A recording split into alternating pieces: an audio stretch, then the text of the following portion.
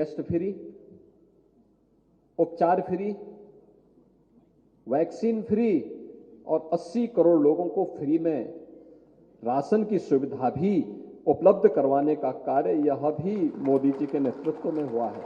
और भाइयों बहनों, देश की सबसे बड़ी आबादी का राज्य उत्तर प्रदेश में हम 15 करोड़ लोगों को पिछले 3 वर्ष से लगातार फ्री में राशन की सुविधा उपलब्ध करवा रहे हैं। ये 15 करोड़ लोगों तक कोई जाएगा, उनको कोई बोलेगा कि भाई आपको राशन की कोई सुविधा असुविधा तो नहीं है। अगर उनके हम आधे मिनट के भी बना ले, 1 करोड़ लोगों को, जिसमें निराश्रित महिलाएं हैं, वृद्धजन हैं, दिव्यांगजन हैं, 12,000 रुपए सालाना पेंशन की सुविधा उत्तर प्रदेश के अंदर हम दे रहे हैं। 10 करोड़ गरीबों को, 10 करोड़ नागरिकों को उत्तर प्रदेश के अंदर 5 लाख रुपए की आयुष्मान भारत की सालाना सुविधा उपलब्ध करवाने का कार्य हो रहा है। ये चीजें क्या बताती हैं? सरकार इंफ्रास्ट्रक्चर पर भी कार्य कर रही है और गरीब कल्याण की योजनाएं समान रूप से सबके बीच में। लोग कहते हैं, बहुत बार इस बात के आरोप लगते हैं और सच भी है, वोट जिसको मर्जी जहां देना होते, लेकिन ये आरोप अक्सर लगते हैं कि मुस्लिम वोट नहीं दिया। हम कितना उनके पास गए? हमने क्या उनसे कभी बातचीत की? हमने योजनाओं के बारे में कभी उनसे चर्चा की? सबसे अधिक लाभार्थी, मैं एक बार एक योजना के बारे में चर्चा कर देख रहा था कि कहीं किसी के साथ कोई भेदभाव तो नहीं हो रहा है। और अब तो डाटा इतने मजबूत हो चुके हैं, इतने अच्छे आ चुके हैं, आप एक बार एनालिसिस कर लेंगे तो आपको पता लग जाएगा कि किस समुदाय से जुड़े हुए कितने लाभार्थी हैं। आप आश्चर्य करेंगे, उत्तर प्रदेश के अंदर मुस्लिम आबादी 19 से 20% होगी और उस योजना में लाभार्थियों की संख्या 35% थी। मुस्लिम लाभार्थियों की संख्या 35% थी।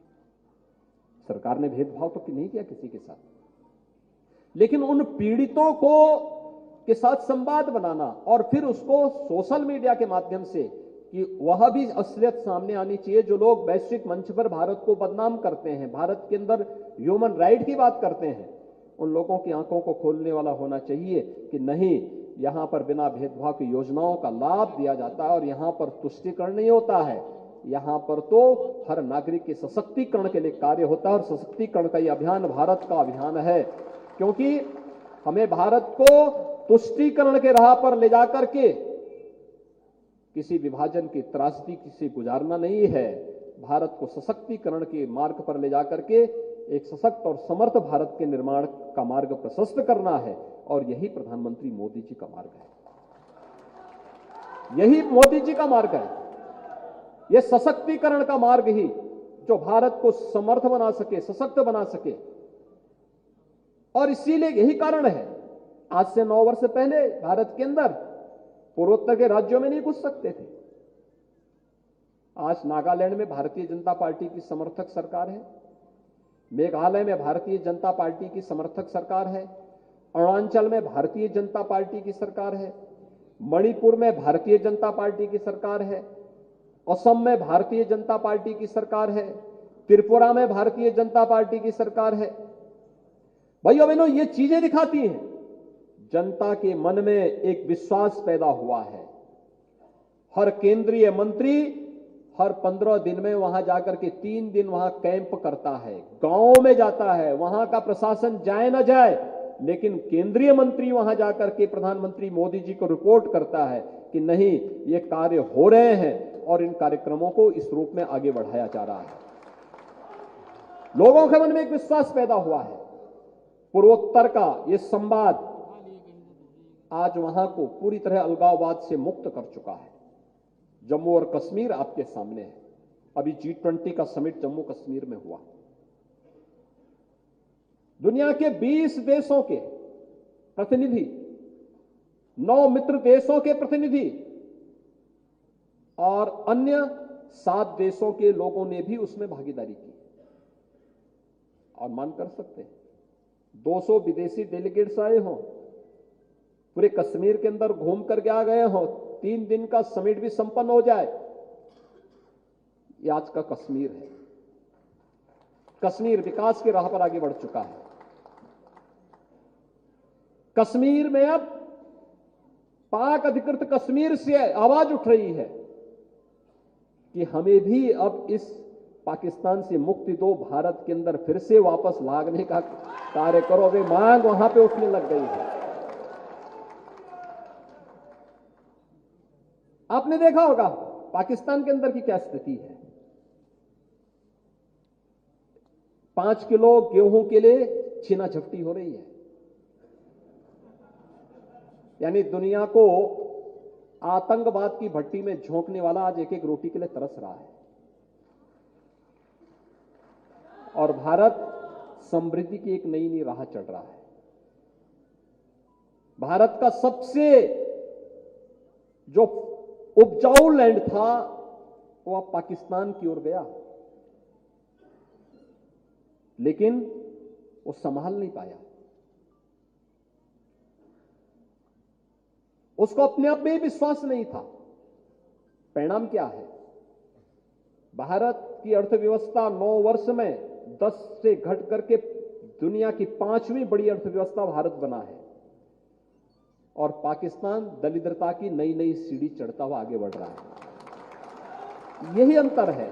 एक भारत समृद्धि की नई सीढ़ियों को चढ़ रहा है और एक पाकिस्तान है वो दरिद्रता की सीढ़ियों को चढ़ता हुआ नरक की गर्त में गिरता जा रहा है। भाइयों बहनों, हमें इन सभी बातों को, और आप तो बहुत अच्छा कैप्शन बना लेते हैं, आपको बताने की आवश्यकता नहीं इसमें सोशल मीडिया में। तो कल क्यों जो मुझे बता रहे थे अपने स्मार्टफोन पे, देखिए संसद का बहिष्कार विपक्ष ने किया, एक कार्यकर्ता ने कितना अच्छा इसमें वो किया है। मुझे लगता है कि अच्छे और सरल भाषा में हम बहुत सारी चीजों को दे सकते हैं, लेकिन साथ साथ उन लोगों के साथ संवाद बनाने की कला भी हमें सीखनी होगी। अधिक से अधिक लोगों के साथ, और फिर उसको अधिक से अधिक लोगों तक प्रचार प्रसार करना। हर व्यक्ति के मन में एक विश्वास, अगर 54 लाख लोगों को आवास मिले हैं, जो बचे खुचे होंगे आने वाले समय में उनको भी मिलेगा, कोई संदेह नहीं होना चाहिए। और हमने तो दिया। शेख सूची जब बनी थी जिसके अनुसार ये आवास मिल रहे थे ग्रामीण क्षेत्र में, तब न केंद्र में भारतीय जनता पार्टी की सरकार थी, न प्रदेश में हमारी सरकार थी, भाजपा की सरकार थी। प्रदेश में तब सपा और बसपा की सरकारें थीं और केंद्र में कांग्रेस की सरकार थी। उन्होंने जिस प्रकार की उसमें सूची बनाई होगी, बहुत सारी गलतियां थी, तब भी बिना किसी भेदभाव के उन लोगों को दिया जा रहा है। और उत्तर प्रदेश के अंदर हम लोगों ने देखा कि भाई इसमें तो बहुत सारे वंचित अभी पा नहीं रहे हैं। हमने उत्तर प्रदेश के अंदर सीएम आवास योजना एक अलग से योजना भी बनाई। मुसहर लोग लाभान्वित हो रहे हैं। कोल, सहरिया, थारू, चेरो, इन सभी जातियों को उसके साथ जोड़ा गया है। बनटांगिया, ये सभी लोगों को 100% सिचुएशन की तरफ हम लोग लेकर के गए। सभी प्रकार की योजनाओं का लाभ दिया जा रहा है। उन लोगों से संवाद कौन करेगा? उनसे संवाद करना, आधे आधे मिनट का वीडियो बना करके, और फिर उसको अगर आप बना करके अपने सोशल मीडिया प्लेटफॉर्म के माध्यम से भी और नमो ऐप्स के साथ भी उसको जोड़ने का कार्य कर देंगे, इतना ज्यादा वह पॉपुलर होगा देश के अंदर। हर एक योजना का अलग अलग समय में अलग अलग योजना, अलग अलग ग्रुप, अलग अलग योजना को लेकर के प्रदेश भर में इस अभियान को, कैंपेन को आप चला देंगे, तो मुझे लगता है कि 2024 का आधा कैंपेन तो आप लोग स्वयं अपने इस डिजिटल प्लेटफॉर्म के माध्यम से आगे बढ़ा सकते हैं। बहुत अच्छे ढंग से उसको आगे बढ़ा सकते हैं। इंफ्रास्ट्रक्चर के ही आप देखें कितना कठिन होता था। आज मैं देखता हूं दिल्ली से अगर किसी को लखनऊ आना होता है, वह बाई रोड आ जाता है। उसको अब एरोप्लेन, जहाज की, हवाई जहाज की बहुत इंतजार नहीं करता हो। बलिया से किसी को लखनऊ आना होता था, पहले 8 से 9 घंटे लगते थे। आज मात्र 3 घंटे में बलिया से वह लखनऊ आ सकता है, पूर्वांचल एक्सप्रेसवे, पूर्वी उत्तर प्रदेश की कनेक्टिविटी को। और भाइयों बहनों, यही नहीं, कोई कल्पना करता था?